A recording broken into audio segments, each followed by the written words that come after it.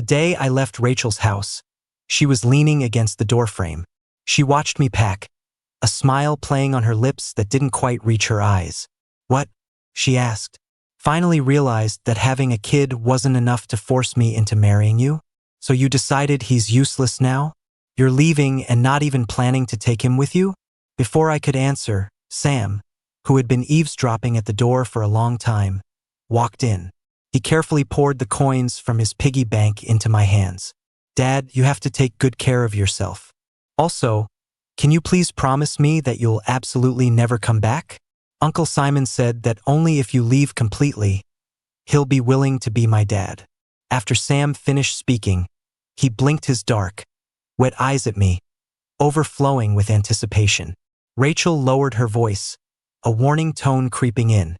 "Sam, is that how school taught you to speak to your father?" Sam lowered his head, pouting. "But last time Uncle Simon asked if Mom was in love with Dad, you said you didn't love him either. And I don't really like him that much. If Dad wants to go, just let him go." I had long since stopped feeling hurt by his words. A week ago, it was his 6th birthday. He threw a tantrum, demanding to spend it with Rachel and Simon. Suddenly, I just stopped caring. I didn't feel that desperate fear of loss anymore. I didn't have a single thought of stopping them. Even that evening, when I walked past the restaurant and heard him introducing Simon to the violinist as his father, my heart remained completely flat. Because I was packing, I was crouching down. My line of sight was level with little Sam. I accepted his money and nodded slightly. "Okay, I promise you." I didn't refer to myself as Dad anymore. I said quietly, "I won't return to this house. And I won't be your dad anymore. Sam, you're free." He seemed surprised that I agreed so easily. He stared at me, stunned for 2 seconds. Then he started laughing. "Yay! From now on, Uncle Simon is my dad." He ran out of the room, shouting that he needed to call Simon to tell him the good news. I packed the last article of clothing. I closed the suitcase and stood up. Rachel had been silent since earlier, but as I brushed past her, she grabbed my arm. Her eyes were half-lidded, her emotions unreadable. "Jason, not loving you doesn't mean I hate you. Over these years, I've gotten used to you. What exactly is this tantrum about? Why do you insist on leaving?" By the end, her voice was tinged with a shallow irritation. I wanted to say something, but it felt superfluous and pretentious. So I just pulled my arm back and said, "Take good care of Sam." I dragged my suitcase out of the Booth residence. Leaving the villa estate required a long walk. The weather wasn't great. The cold wind swept fallen leaves from the roadside onto me. It felt easy to look pathetic in a situation like this. But still, I didn't look back once. I had rented an apartment in advance and found a job. Falling back on my old major, I applied to be an instructor at a children's art studio. On my first day of work, I walked into the office and saw several male teachers squatting in front of a little boy. "Joey, does your aunt like desserts? And what type of guys does she like? By the way, Joey, baby, is she coming to pick you up tonight?" The boy was expressionless. "Teachers, didn't you call me over to discuss issues with my drawing style?" The teachers looked at each other in embarrassment. "Since there's no issue, I'll go back to the classroom." The boy turned around and saw me. He greeted me faintly, "Hello, teacher." Then he walked away without looking sideways. The other teachers were very friendly to me as the newcomer. After explaining the workflow, they started chatting about the boy again. "You don't know, right? That kid's aunt is Vivian Lynn. She and Rachel Booth are known as the city's most valuable single socialites." "Oh wait, that's not right. I heard Rachel is already with her one that got away, Simon Song, who just got back from overseas. Now it's just Vivian left." Hearing Rachel's name again, I was as calm as if I didn't know her. But Vivian, I sighed silently. She was Rachel's sworn enemy. She used to despise me. Every time we met, without exception, I'd be the target of her sarcasm. "Pretty spineless. Huh? Rachel and Simon's kissing photos are trending, and you don't dare say a word. What do you get out of following Rachel? A title? Status? Jason, can't you just look at someone else for once? I'd better stay away from the boy named Joey. If Vivian found out I was here, She might pull strings to get the studio to fire me. Rachel called me while I was squeezing onto the subway after work. Hello? The noise on my end made her pause. A few seconds later, she asked, "Where are you?" "On the subway." She gave a barely audible laugh. "The subway? Jason, you brought this on yourself." I held onto the handrail and just asked, "Did you need something?" The sound of a woman's high heels, even through the electronic distortion, was unhurried, just like her. I could even imagine her walking from her desk to the floor-to-ceiling window. "Sam has a fever," she said. "Give me your address, I'll pick you up." "No need." I lowered my eyes. "The Booth family will take good care of him. He doesn't need me." Rachel's voice dropped slightly. "You really plan on abandoning him, Jason?" She seemed to find it absurd. Just because he said he likes Simon more? Rachel never seemed to understand my feelings for Sam. Even though I explained countless times that that night was an accident and not my intention, she never believed me, because I had liked her for several years. So she decided I had trapped her into marriage by intentionally getting her pregnant with Sam. In her view, my feelings for Sam weren't deep. She thought I saw him as a tool or a bargaining chip. So she didn't know that because I was afraid Sam liked Simon more and more. I had gone through countless nights of breakdowns and anxiety. The subway reached the hub station. The car instantly emptied out by half. "That's not it, Rachel." I found a seat, giving my sore legs a momentary break. I said softly, "It's because he really does like Simon more, and I don't want to force myself to bend over backwards trying to please him anymore." Rachel wanted to say something else. The next second, Sam's voice appeared in the receiver, confirming my words. "Mommy, my fever is gone. Can I go play with Uncle Simon tomorrow?" Rachel's breath hitched. "Jason, listen to me." I hung up. I got off at the next stop. I pushed that call out of my mind. Sam paused when he heard the name Dad. He stopped obsessing over Simon. Instead, he tugged at the hem of Rachel's dress and asked, "Mommy, was that Dad on the phone?" Rachel nodded slightly. "Oh, did you tell Dad I was sick? Is he coming back to see me?" Rachel met those cute round eyes. Eventually, she gave a hum of affirmation. Sam had expected Jason to be worried about him and unable to resist coming home. "Then I'll go put on a mask so I don't get Dad sick. I'll go play with Uncle Simon later." It had been a week. He didn't seem so resistant to seeing his dad anymore. Rachel pressed her lips together tightly. "Dad is working overtime. I told him not to come back." Sam still had a fever patch on his forehead. He blinked upon hearing this. Then gonna find Uncle Simon first is okay too." He didn't seem very disappointed. After all, Dad would definitely come back to see him. Ever since he was little, whenever he got sick, Dad was the most nervous one. It was just a little unexpected. After all, in the past, even if Dad was abroad, he would fly back overnight if he heard Sam was sick. I had been working for a week and had basically adapted, although Vivian hadn't come by once. Just in case, whenever parents came to the studio entrance to pick up their kids, I preferred to hide in the office and grade drawings. There was only one time Joey took a sick day. I went out with my colleagues to see the students off. Usually, I tried my best to treat everyone equally, but he still sensed a difference. That day, Joey was obviously down. During the break in the hallway, he rested his chin in his hands, staring out the window. A few boys were chasing each other and accidentally knocked him over. They ran off without apologizing. I immediately went over and squatted in front of him. "How are you, Joey? Are you hurt? Let me see." The boy covered his knee, refusing to let me look, and turned his head away. "I won't trouble you. I'll borrow a band-aid from another teacher." I was stunned for a moment, then said gently, "Mr. Jason has one too. I don't want yours." The back of his head was round and radiated stubbornness. "I know you don't like me. You don't have to pretend to be nice." I was surprised. "I don't dislike you. You're well-behaved, polite, and talented at drawing. Why wouldn't I like you?" Joey shot me a quick glance. Then he turned his head back and muttered, "That day when Misley asked you to see me out, you heard it was me and didn't want to. And a few days ago, at lunch, I didn't want to eat with those other teachers, so I took my bowl and sat next to you, but you finished immediately and ran away. After speaking, he seemed to recall the scene. His cheeks puffed up in anger, and he turned back to accuse me. Nobody has ever hated me this much. If you don't like me, I don't want to like you either. I felt awkward. That day in the cafeteria, I thought I was being subtle.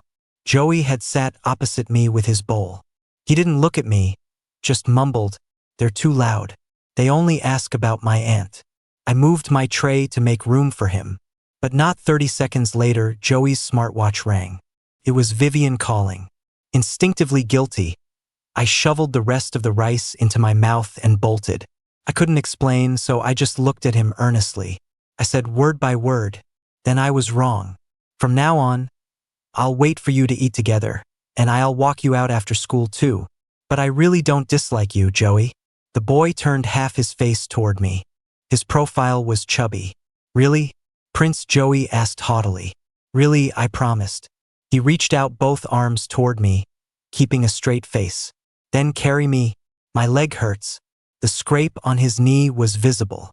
I picked him up and took him to the office to disinfect and bandage it. Then we went back to the classroom, and I made the boy who knocked him over apologize. Joey blinked at me and pressed his lips into a small smile. It was a signal that he was willing to make peace. During the lunch break, I looked through Joey's file again. My gaze froze on his birth date. Today was his birthday. Most likely, his gloomy mood all day was related to this. I remembered the little rabbit pattern on his paintbrush bag and the rabbit keychain on his backpack. Before school ended, I speed crocheted a mini version of a lop-eared bunny doll. The overalls it wore were similar to what Joey was wearing today. He finished the in-class assignment 10 minutes earlier than the other students. I called him out and gave him the doll. "Joey, happy birthday." He stared for 2 seconds. "Is this bunny me?" I smiled and nodded. "Just as cute as you." "Thank you, Mr. Jason. I like it very much." The little boy accepted it reservedly, his expression not changing much. "You're welcome. Go back to class." He took 2 steps, then turned back. "Squat down." He beckoned to me. I squatted down as told. "What is it? Did you want to say something else?" The next second, the boy's soft lips pressed against my cheek. "This is the first gift Joey received today, and it's the favorite." He clung to my side, his eyes unable to hide their brightness. "Mr. Jason, do you think my aunt is pretty? I can give you her phone number as a thank you gift for the bunny." The warmth rising in my heart instantly froze. No need. After learning that Vivian wasn't picking him up tonight, I agreed to walk Joey out. But at the studio entrance, when I saw the woman leaning against the Maybach, I felt struck by lightning. "Auntie, why are you picking me up today?" The woman's gaze slowly moved from my face. She glanced at Joey. "Taking you to celebrate your birthday, kid." "Yay!" The boy jumped up and down. I braced myself and spoke. "Hello, Joey's guardian. What a surprise." She interrupted me, smiling. "Rachel is actually mistreating her man enough to make him come out and work. To prevent misunderstandings if she mentioned me to Rachel next time, I took the initiative to explain. I've already left the Booth family. My employment has nothing to do with Ms. Booth." Vivian's gaze focused slightly. "Because of Simon? Did they bully you?" I didn't want to discuss this with Vivian, so I pretended not to hear. "If Ms. Lynn has no questions regarding Joey, I'll return to the office." Joey cluelessly reached out his small hand and waved. "Bye, teacher." I waved back. "Bye." I turned to leave but felt a gaze on my back that I couldn't ignore. 20 minutes later, I got off work. I came out of the studio, and the Maybach was still parked at the entrance. The window rolled down. Vivian rested her hand on the steering wheel, turned her head, and said flatly, "The little guy is making a fuss, insisting you join him for his birthday." I looked at Joey in the back seat. He made a confused sound, tilting his head. "And he didn't you say?" Vivian clicked her tongue, interrupting. "No parking allowed here. Get in first, talk later." Afraid the car would get a ticket because of my hesitation, I hurriedly got in. But when I saw the corner of Vivian's lips hook up in the rearview mirror, I realized belatedly. The car had been stopped here for a long time. If she was going to get a ticket, she would have gotten one by now. I wanted to find a chance to speak up and ask Vivian to drop me off at any intersection. But Joey hooked his arm through mine and nuzzled me. This year, it's not just me and Auntie for my birthday. The words stuck in my throat, unspoken. Throughout the meal, Joey was smiling, eyes curved into crescents, completely opposite to his mood in the morning. Maybe he burned too much energy from excitement on the way home. He fell asleep leaning against me. The woman glanced at me in the rearview mirror. She spoke in a low voice. His parents are constantly at the overseas branch. They aren't close to him and don't want to waste time coming back to see him. They even forgot it was his birthday. Vivian rarely dropped her cynical act. Jason, thank you for giving him a gift and spending his birthday with him. The boy was sound asleep, making tiny snoring noises. I raised my hand and gently brushed his cheek. I whispered, I like Joey. I'm happy to hang out with him too. The car drove smoothly. For the second half of the trip, the cabin was so quiet you could hear the tires rolling over the pavement. I stared blankly at the neon lights flashing past the window. Suddenly, life felt so dramatic. Sam, whom I had loved with all my might for 6 years, didn't even want me to spend a birthday with him. While this little boy I'd known for only a month cherished the gift I gave him, saying it was his favorite. The car slowed down. My thoughts gradually returned. Vivian stopped downstairs at my apartment. I gently set Joey down and got out to say goodbye. Vivian got out too and called to me from behind. Jason. I turned back. Is there something else? The woman's dark eyes were so deep they reflected no emotion. Stop loving Rachel. She's not good to you. I stood there stunned, not expecting her to say something like that. By the time I came back to my senses, the car had already driven off. I could only see the taillights. A beat later, I realized Vivian didn't hate me that much anymore. After that, it was almost always Vivian coming to pick up Joey. The other teachers noticed and fought over the task of seeing the students out. So I stayed in the office to grade art. One day after work, that familiar Maybach appeared at the entrance again. Looking through the window into the car, Joey wasn't there. Vivian must have dropped him off at home and come back. She got out and slammed the car door. Pressing her lips together, she stared at me resentfully. Do you hate me that much? You don't want to see me? I didn't know if it was my illusion.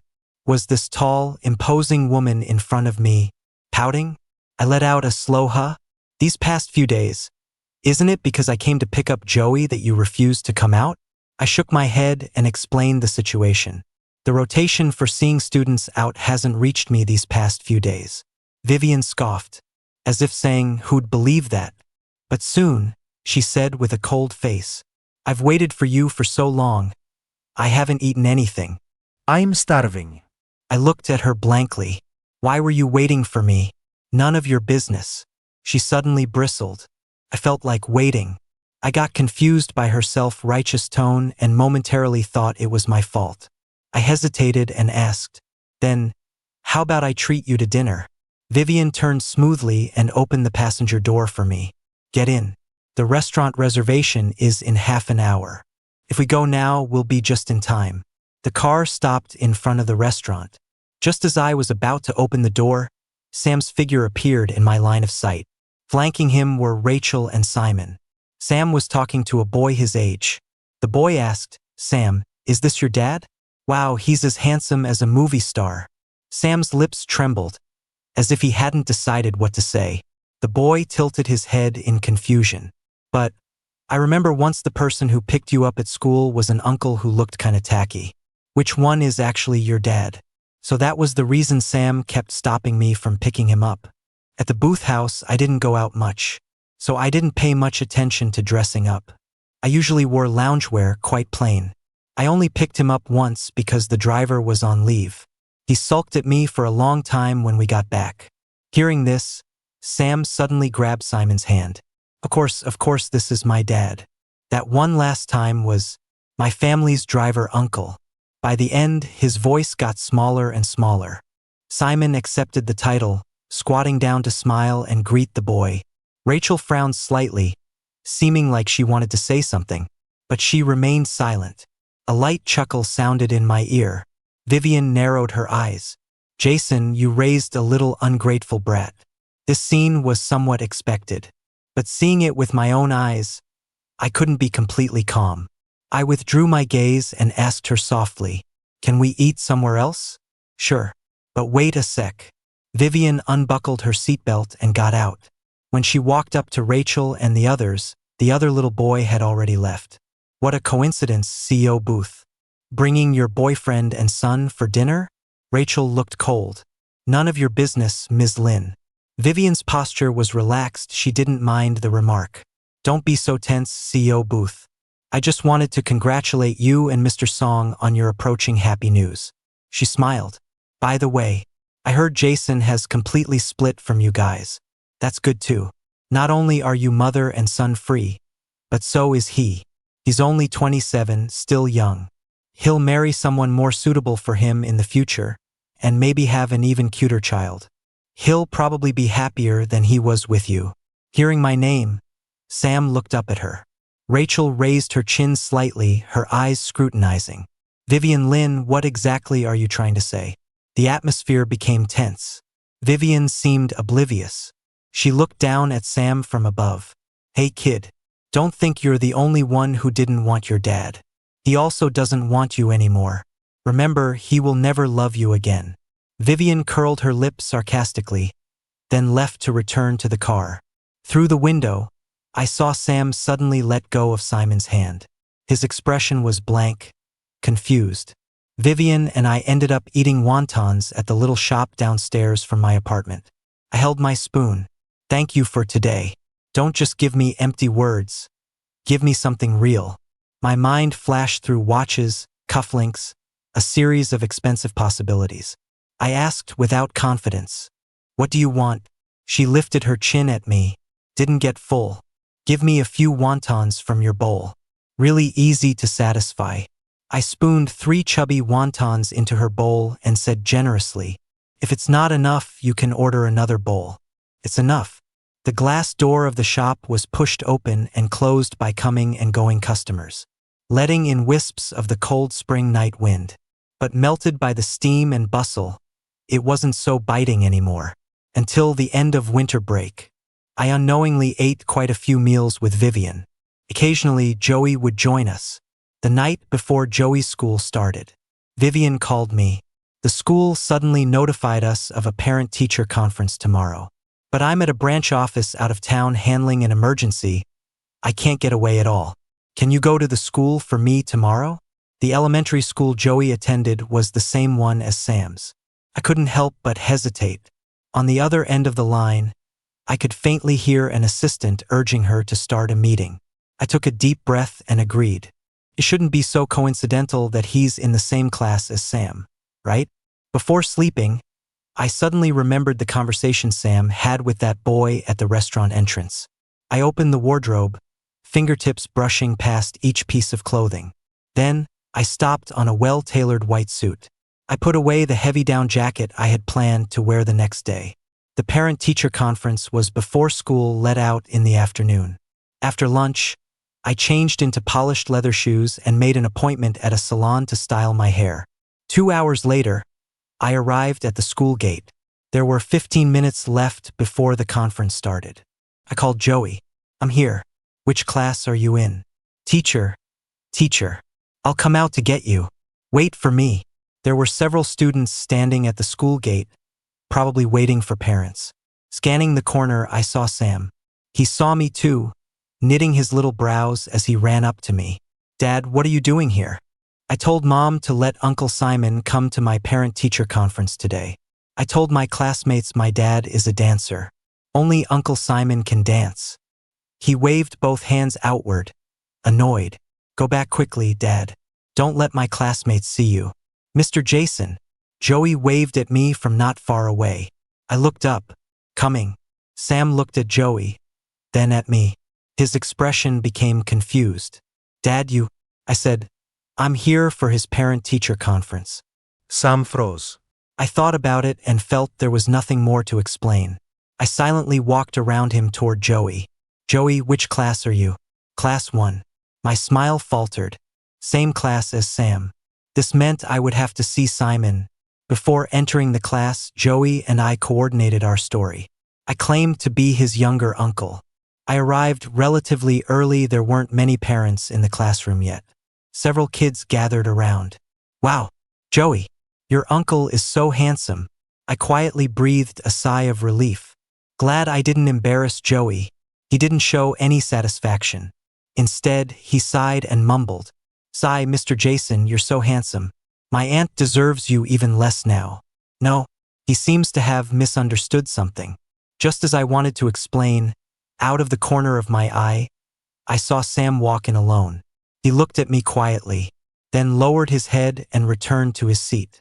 The boy's chubby hands were stacked on the desk, face buried in his arms. A sign that he was upset. The meeting began. The homeroom teacher stood at the podium and asked Sam, Sam, has your guardian arrived? He stood up, his small body radiating loneliness. He subconsciously looked back at me. Joey happened to lean against me, showing me his test scores from last semester. My attention was diverted, and I praised him softly. Joey is the best at everything he does. When I looked up again, Sam had already turned back around. Head lowered, he didn't answer the teacher, his pale fingers picking at the edge of the desk. The teacher said helplessly, I'll give your parents a call. Neither Rachel nor Simon ever showed up. Throughout the whole process, Sam quietly buried his head in his notebook, drawing, as if isolated from it all.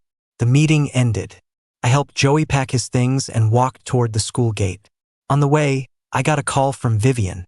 I'm at the school gate. Are you free, Mr. Jason? Let me treat you to a meal as thanks for your help. I asked, is the company business finished? She gave a lazy hum. I came straight here as soon as I got off the highway. Her laugh was mixed with subtle exhaustion. Joey came out, saw Vivian, and sprinted over to hug her leg. Auntie. The woman paused when she saw me. She cleared her throat, voice flat. Look pretty handsome. I stared at her slightly flushed cheeks and took a step closer. Vivian was a bit uncomfortable. What are you doing? Your face is a bit red. I observed her. Are you sick from overwork? If you're not feeling well, we can skip dinner today. Vivian stared at me fixedly for 2 seconds. The red on her cheeks faded at a visible speed. She criticized me without emotion. Jason the blockhead, you talk too much. Get in the car. I was just preparing to get in. A familiar voice laced with tears came from behind. Mommy, did Dad really stop wanting Sam? I turned around. Rachel stood in the cold wind, watching me indifferently. Beside her was Sam, his eyes red-rimmed. Rachel's gaze swept over the three of us, and she nodded. He went to be someone else's stepdad. Jason, you've got some ambition. Joey stuck out a finger and wagged it. Not my stepdad, but possibly my uncle. I looked back at Vivian in confusion. She leaned lazily against the car, smiling like a rogue. I didn't say it. Why look at me? Sam called out to me timidly. The relaxed atmosphere that had just risen was swept away. He looked at me eagerly. Sam is sick.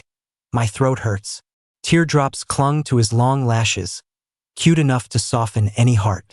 I said softly, Mommy will take care of you. Paused, then added, and Uncle Simon. But I want Dad too. He let go of Rachel's hand and trotted up to me. He grabbed one of my fingers ingratiatingly. Seeing I didn't push him away, he reached out as if to hug me. Dad? Feel Sam's forehead. I didn't compromise. I took a step back, creating distance. Sam's arms froze in mid-air. Sam, the day I left, we made a deal. I'm not your dad anymore.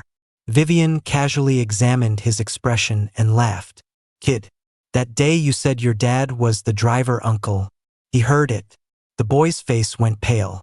The school gate was bustling with activity and laughter. Most parents were celebrating graduation or planning their children's futures. Only Sam and I looked at each other in tragic silence. That night back home, I received a call from Rachel. Are you with Vivian Lynn? Not clearing up the misunderstanding might cause trouble for Vivian. No, I said, but that has nothing to do with you. After a long time, the voice on the other end suddenly said, Simon and I were never together. He hadn't been back in the country long. He sought me out only to borrow my connections and resources. The photo on the hot search was a forced perspective we didn't kiss. I had been with Rachel for nearly 6 years. As Sam grew up, my relationship with Rachel gradually thawed. She once drove 500 kilometers through a rainstorm just to come back and spend my birthday with me. She also tacitly allowed the company staff to call me sir. But after Simon returned, their interactions became more frequent. Between her and me, there was only a cycle of suspicion, arguments, and cold wars.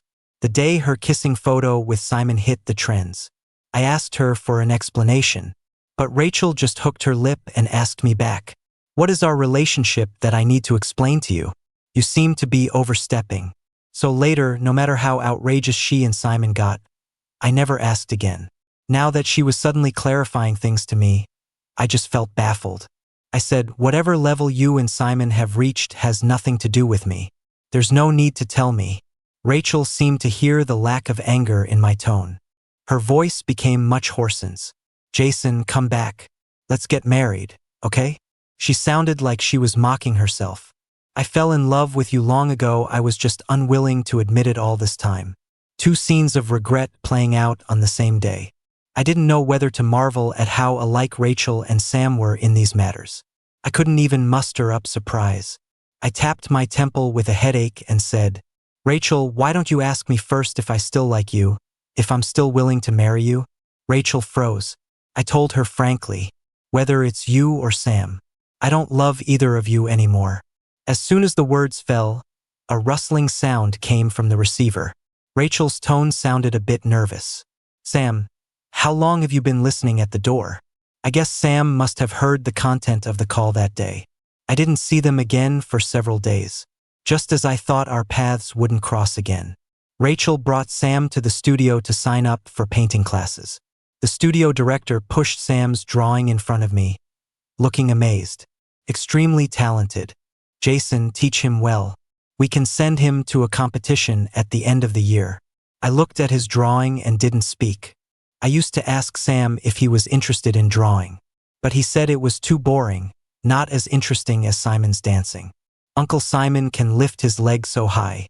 Dad, can you? I awkwardly said I couldn't, and he looked disappointed. He shook his head and left, saying, Dad, oh Dad, do you think Mommy won't marry you because you aren't good enough for her? The director handed Sam over to me to take to the classroom. In the hallway, he gently tugged at my shirt. I turned back to meet his terrified smile. Mommy said my good drawing is inherited from Dad. I corrected him. Sam, don't call me Dad. The boy's smile slowly faded, fingers anxiously picking at his trouser seam. Sam will be obedient from now on and learn to draw seriously. I won't disturb Dad outside of class. Can I not even call you Dad then? His voice was light, trembling. Then will I not have a dad anymore? His eyes were red, but as if afraid I would be annoyed, he held back and dared not cry. I paused, squatted down, and patiently explained to him, No, I mean you can't call me Dad during class. You have to be like the other kids and call me teacher. He sniffled and nodded vigorously. Sam will remember. Sam was indeed very talented. In class, his assignments often made me stop beside him involuntarily to take a few more looks. But perhaps because I couldn't treat him like a regular student. Wait, actually, without realizing it myself, I rarely praised him. During one class, a boy threw his brush into the water bucket and raised his hand. Teacher, come look, come look. I finished. After correcting a small issue, I praised him. That's huge progress, little Hong. I feel like you can get a higher score next time. He puffed out his chest and gave a firm yeah. Joey and other classmates raised their hands one after another. I critiqued and provided emotional support as I went. I walked all the way to Sam's side. Holding his paintbrush, he looked up at me.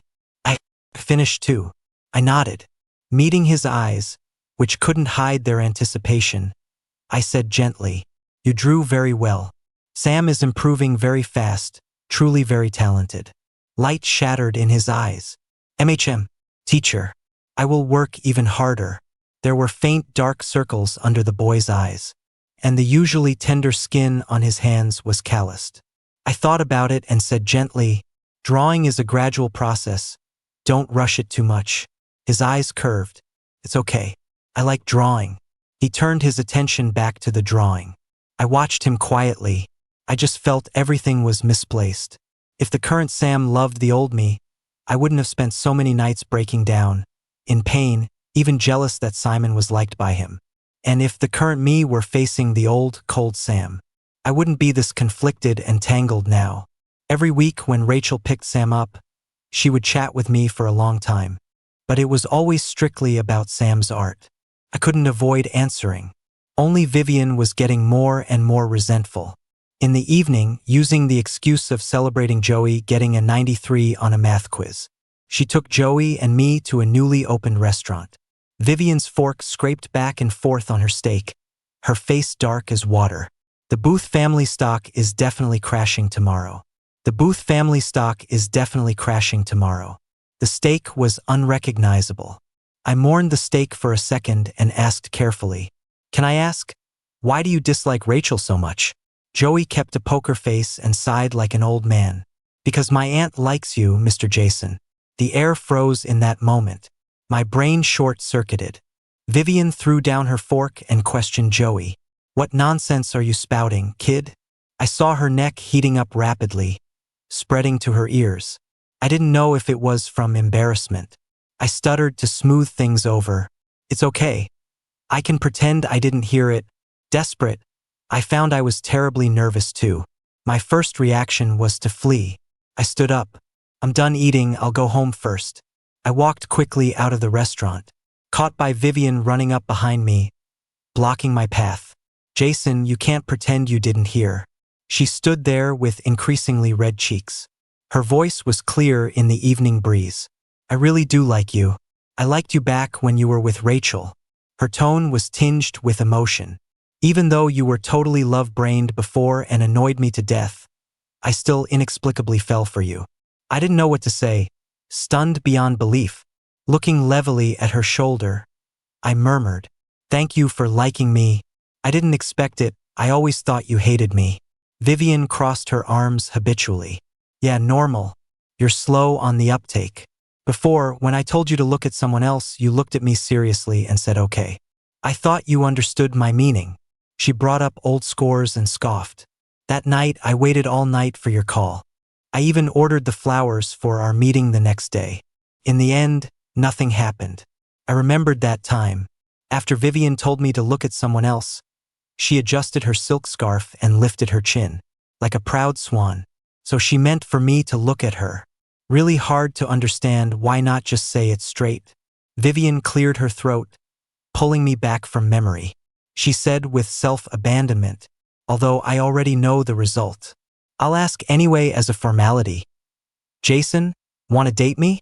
My thoughts hadn't returned to the right track yet. I subconsciously refused. "Sorry, I don't plan to consider these things for the time being." Vivian gave a calm "Oh. No big deal, don't take it to heart. Let's go, I'll drive you home." I was somewhat surprised by her nonchalance. After getting home, I was still secretly marveling at Vivian's decisiveness to pick up and let go. Then, a notification sound rang. It was a voice message from Joey. "Mr. Jason, my aunt seems to be losing it.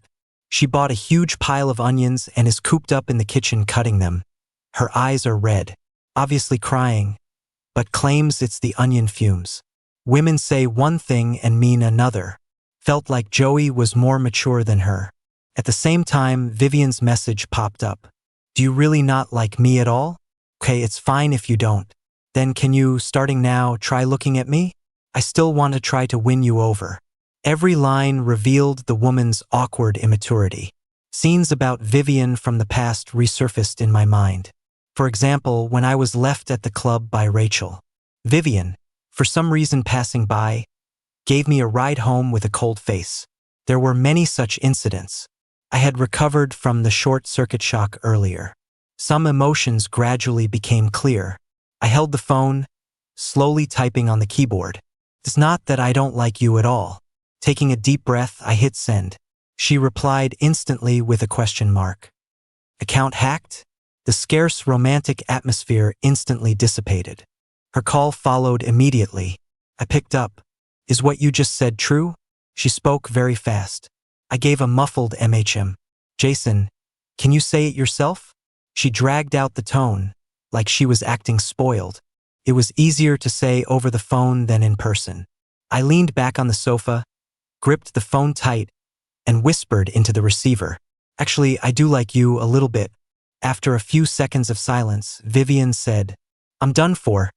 Can't sleep tonight. Want to come find you? Can I come find you? No. I was very decisive. Vivian, oh. After that, Vivian dressed glamorously every day. Very eye-catching. Coming out of the studio after work, she handed me a bouquet of lisianthus. Chatting casually, noticed? The booth woman hasn't come to harass you lately. Holding the flowers, I tilted my head to look at her. What did you do? Vivian raised an eyebrow slightly. Reminded her mom she should get married. Rachel should be right now. She calculated mentally before saying, forced into a blind date with the 11th guy. That was a very Vivian tactic. Actually, since that night, she hadn't mentioned dating again. Nor did she press me on when I would agree. Just passionately but not urgently seeping her affection into my daily life. As if silently saying, it's okay, you can take your time. I'm waiting for you to walk out of that last shadow. But don't forget, I'm liking you every day. Sam didn't stay in the art class for long. The cause of leaving was a fight with Joey. Sam suddenly tore up Joey's drawing, and when Joey tried to salvage it, Sam bit his arm. Joey buried his face in my chest crying, his arm trembling with pain. I pressed my lips together. Sam, come here and apologize. I had never used such a stern tone with him. He stared blankly at me. Mist rose in his eyes, and he started crying too. Dad, Sam didn't do anything wrong. He's a thief, he stole drawing Dad, so Sam tore his drawing. Today's in-class theme was my dad. Joey sobbed and explained that he had forgotten what his dad looked like. I was the person closest to a dad around him. So he drew me just like Sam did. Sam's hand at his side clenched into a small fist, his attitude stubborn. Still can't draw him. Only I can draw him. He still thought he was right. Joey's wound needed immediate treatment. I didn't argue right or wrong with him anymore. I picked Joey up and walked toward the nurse's office. Sam probably had trauma about me leaving. Seeing me go, he instantly panicked, running his little legs to chase behind me, crying intermittently. Dad, I apologize. Don't be mad, don't go, okay. He followed all the way to the nurse's office. With a face full of tear tracks, he apologized to Joey, then clumsily rolled up his sleeve and offered it. You bite me back. I'm sorry. I shouldn't have torn your drawing. I won't do it again. I'm sorry, Joey. I sighed and took him to an empty classroom. He cried loudly, not saying anything else, just helplessly calling me over and over. I wiped Sam's tears, only saying, Sam, you really aren't suitable for learning art here. Our teacher-student relationship, father-son relationship, neither was pure enough. Staying together would only make things more twisted. He nodded, still hiccuping from crying, but his tone was calm. Sam understands. Then, later if I miss Dad, can I come see Dad? He hurriedly waved his hands to add, won't come often. Just once a month, no, once every 6 months to see Dad. His eyes trembled, as if worried his request was too excessive. I finally nodded. Okay. He smiled, but it was still sad. Then, lastly, Sam wants to hug Dad one more time. I pulled him into my arms. The boy lay on my shoulder, his voice soft, as if afraid to disturb this dream. Hope Dad's future kids will be good, will listen. Most importantly, they must love Dad very, very much. Spring is bursting with vitality. Parting in this season, the difficulty of withdrawal is amplified. That day, Rachel came to pick up Sam after a long absence. She let the driver take Sam to the car before speaking. The overseas branch is in a serious crisis, very hard to solve. I'm taking Sam to immigrate there. We won't be back for the next few years. Her lashes lowered, hiding all emotion. Jason, these past years, I'm sorry. I've transferred all domestic properties, about 20-something places, to your name. The lawyer will contact you to sign the papers in a few days. Consider it compensation, don't refuse. I didn't have such high material desires, but having money for security is always good. After Rachel left, Vivian became even more popular. Waiting for me to get off work at the studio entrance every day, she basically got asked for her number constantly. That day was a very ordinary day. I got off work early. Joey still had 20 minutes before class ended. Vivian parked at the entrance as usual, head down, tapping seriously on her phone keyboard. You'd think she was handling some official business. At the same time, my phone kept buzzing. I unlocked it and clicked on the message pop-ups. The first was a news link. Booth Corp branch crisis worsens. Situation bleak. Bankruptcy imminent? Not trying to kick them while they're down, just stating facts, lol. That's what happens with incompetent women. Oops, slipped and sent that. This is my ranking on the National Personal Assets list. Moved up 3 spots compared to last year. I feel like I deserve some praise. Suddenly, for no reason at all, I decided to date her. Without even thinking too much. I walked toward Vivian. She was still focused on texting me. I knocked on her half-lowered car window. Excuse me, can I date you? The woman didn't even look up, rejecting with practiced ease. Sorry, I'm Ta. Her voice cut off abruptly. Vivian suddenly looked up, a bit annoyed. Thin lips pressed together. Jason, don't joke about things like this. I'm not joking. I looked at her seriously, slowly asking again. Excuse me, can I date you? She stared into my eyes. After a long while, finally believing my words, she pushed open the door, got out, and stepped forward to hug me. Clearly waited. She whispered, adding, waited until the day your eyes could truly see me. When Joey came out, she couldn't wait to show off. From now on, Mr. Jason is your uncle. Joey cast me a look of admiration. Mr. Jason, you truly are a philanthropist. She laughed coldly. Kid, asking for a beating? Joey shrank into the corner. Auntie, you have so many flaws. Mr. Jason being with you is charity work. Vivian gritted her teeth, saying she'd find a place to park and fix him. Joey threatened that if she dared hit him, he'd introduce me to his class's gym teacher. I rested my chin in my hand, smiling as I watched the two argue. At some moment, I turned to look out the window. The lush green scenery, accompanied by the hot wind, assaulted the senses. I suddenly realized that biting late winter had been gone for a long time.